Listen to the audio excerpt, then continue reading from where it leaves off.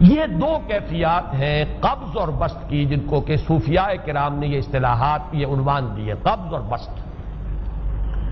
جتنی انسان کے اندر حساسیت کی کیفیت زیادہ ہوگی، ذہانت زیادہ ہوگی، اتنا ہی یہ جو ویوز ہیں اس کی ایمپلیٹیوڈ زیادہ ہوتی ہے۔ کم ذہین انسان ہے، کم حساس ہے، آئیں گے تو صحیح ہے، لیکن یہ کہ وہ ویو جو ہے اس کا ایمپلیٹیوڈ جو ہے اس کے اندر اوپر اور نیچے کی کیفیت زیادہ نہیں ہوگی۔ لیکن جتنا یہ معاملہ بڑھتا ہے یہ جو ویو ہے اس کی ایمپلیٹیوڈ بڑھتا چلا جاتا ہے۔ لیکن نارمل انسان کا معاملہ یہ ہے کہ یہ حدود کے اندر رہے، اسی کی ایک کیفیت جو ہے ایب نارمل جب ہو جاتا ہے یہی ہے جو جدید ہماری جو سائیکولوجیکل میڈیسن ہے اس میں اسے مینیکس ڈپریسو سائیکوسس کہا جاتا ہے۔ مایوسی ہوئی تو اتنی ہوئی کہ جیسے کمر ٹوٹ کر رہ گئی، اور اسی ڈپریشن میں ہوتی ہیں خودکشیاں، خودکشی کر جاتا ہے ڈپریشن۔ کچھ روشن پہلو نظر ہی نہیں آ رہا، کوئی امید کا پہلو نظر ہی نہیں آ رہا، کوئی صورت نظر نہیں آتی، کوئی امید بر نہیں آتی، کس طرف جاؤں، کدھر دیکھوں، کسے آواز دوں، اے ہجوم نامرادی دل بہت گھبرائے ہیں۔ اور جب آدمی محسوس کرتا I can't face these realities، یہ کمٹ سوسائڈ۔ یہ اور جب کیفیت ہوتی ہے انشراح کی تو آدمی خوب بھاگ رہا ہے، دوڑ رہا ہے، امنگ ہے، محنت ہے، دوڑ رہا ہے، امیدیں ہیں، اب ہر چیز کا روشن پہلو نظر آ رہا ہے۔ عجیب ہے یہ۔ اصل میں مجھے کچھ تجربہ بھی ہوا ہے، ہمارے خاندان میں بھی یہ مرض موجود رہا۔ میرے والد مرحوم کافی طویل عرصے اس مینیک ڈپریسو سائیکوسس کے مریض رہے۔ کچھ ہوتا ہے یہ معاملہ، ویسے بھی شاید ہمارا خاندان جو ہے اس کیٹیگری میں آتا ہے جس میں ذہانت نسبتاً کچھ زیادہ ہے، حساسیت بھی نسبتاً کچھ زیادہ ہے۔ یہ دوسری بات ہے کہ کوئی شخص جو ہے یہ فلسفے کے طور پر اختیار کر لے کہ اپنے آپ کو ڈھیٹ بنا لینا ہے، یہ فلسفہ بھی بن سکتا ہے۔ لیکن یہ ہے کہ اگر آدمی چھوڑ دے اپنی طبیعت کو تو یہ دونوں کیفیات آتی ہیں۔ انہی کیفیات میں اگر یہ جو اپورڈ اینڈ ڈاؤنورڈ موومنٹ ہے یہ ایک حد سے نکل جائے تو یہ بیماری ہے مینیک سائیکوسس، مینیک ڈپریسو سائیکوسس۔ اس میں جب آدمی ہوتا ہے وہ اپر کیفیت میں تو اس کے اندر بڑی عظیمت ہے، روشنی ہے، امید ہے، لوگوں سے گفتگو کر رہا ہے، ہنس بول رہا ہے، خوب جو ہے محفل کے اندر، اب وہ محفل میں اسے دلچسپی محسوس ہو رہی ہے اور اسے ہر چیز کا روشن پہلو نظر آ رہا ہے، خود اپنے وجود کا بھی روشن پہلو، دوسروں کے وجود کا بھی، دوسروں کی بات میں سے بھی وہ اچھا پہلو تلاش کریں گے، وہ برا پہلو تلاش نہیں کریں گے۔ جب دوسری کیفیت ہے ڈپریشن کی، ہر ایک کی بات میں کوئی برائی نظر آئے گی، کوئی اس کی نیت کا فطور ہے، کوئی فساد ہے، کوئی یہ جو ہے بدنیتی کے ساتھ یہ بات کر رہا ہے، کوئی خیر کہیں ہے ہی نہیں، برائی ہی برائی ہے، مایوسی ہی مایوسی ہے، بدلی ہی بدلی۔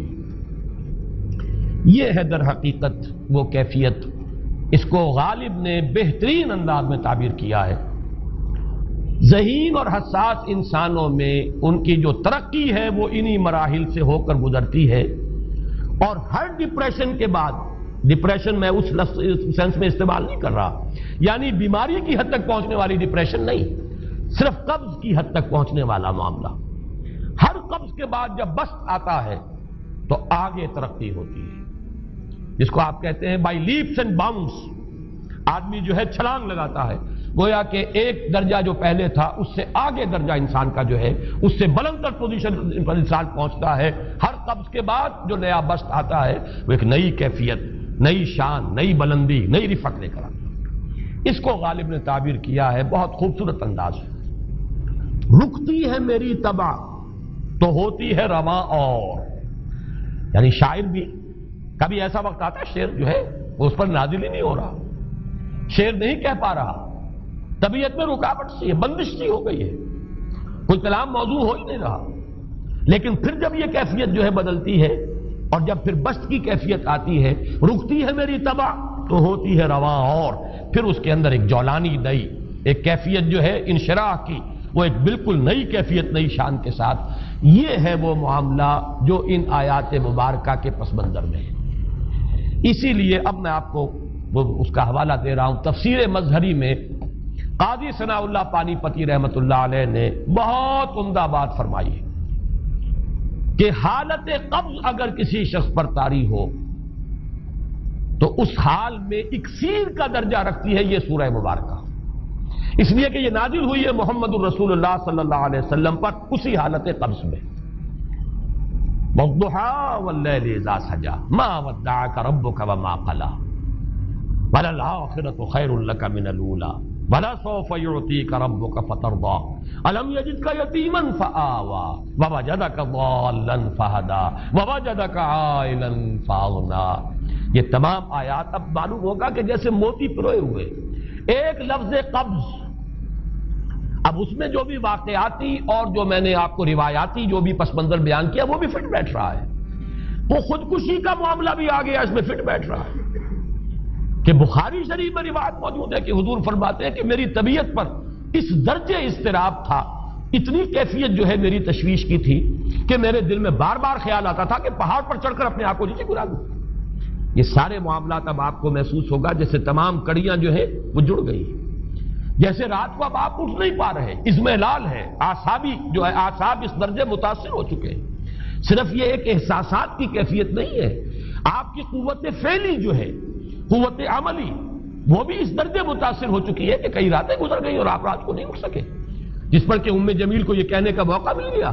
کہ معلوم ہوتا ہے محمد تمہارا شیطان تمہیں چھوڑ گیا۔ اب یہ جملہ اپنی جگہ پر اس کی کاٹ ہے یقیناً اس سے یضیق صدروں کا بما یقولون، لیکن وہ کیفیت جس کی وجہ سے یہ جملہ آیا ہے اس پر نگاہ دوڑائیے، اس پر نگاہ کو مرکوز کریں گے تو معلوم ہوگا ایک لفظ قبض، یہ قبض کی ایک کیفیت تھی، اس قبضی کی کیفیت کا ایک مظہر یہ ہے چونکہ یہ بھی تو در حقیقت قلب مبارک جو ہے محمد الرسول اللہ صلی اللہ علیہ وسلم کا، اسی پر تو وحی کا نزول ہوتا تھا، یہ بھی وہی داخلی احساسات و کیفیات کا معاملہ ہے،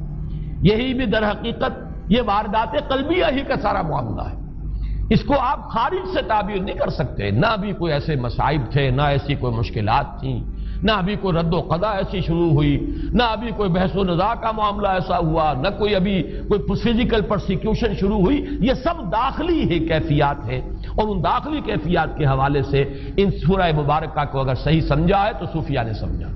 وہ جو اقبال کا شعر ہے کہ کچھ جو سمجھا میرے شکوے کو تو رضواں سمجھا، مجھ کو جنت سے نکالا ہوا انسان سمجھا، اور کون سمجھے گا؟ وہ تو سمجھے گا کہ دکھے ہوئے وہ دل کی صدا ہے، وہ کیا ہے جو اقبال کی وہ ایک نظم ہے پرندے کی فریاد، گانا اسے سمجھ کر خوش ہونا سننے والے، یہ تو در حقیقت ایک دکھے ہوئے دل کی صدا فریاد، یہ صدا ہے۔ تو یہ کیفیت جو ہے رضوان سمجھ سکا ہے جو کہ داروغہ جنت ہے، اس نے سمجھا یہ وہی آدم جو نکالا گیا تھا یہاں سے، یہ اس کی فریاد ہے، کچھ جو سمجھا میرے شکوے کو تو رضواں سمجھا، مجھ کو جنت سے نکالا ہوا انسان سمجھا۔ تو واقعہ یہ ہے کہ اس سورہ مبارکہ کا صحیح فہم اگر حاصل ہوا ہے وہ امام راضی کو حاصل ہو ہی نہیں سکتا، وہ عقل اور منطق کی گتھیاں سلجھانے والے آدمی ہیں، اپنی جگہ ان کی کنٹریبیوشن بہت، یہ لغت اور ادب کا کوئی خاص مسئلہ اس میں ہے ہی نہیں کہ زمخشری اس میں کوئی جولانی دکھائیں اپنی، اس میں کوئی ایسا اشکال ہے ہی نہیں، نحوی اشکال ہی نہیں، لیکن یہ واردات قلبیہ کا معاملہ ہے، احساسات باطنی کا معاملہ ہے، یہ نفسیات انسانی کا معاملہ ہے، اور اس کو وہی سمجھ سکتے ہیں کہ جو ماہرین علم نفس ہیں، اور وہ ہیں صوفیاء کرام ہمارے ہاں، جن کا وہ ذوق ہے، باطنی کیفیات و احساسات جن کا موضوع ہے۔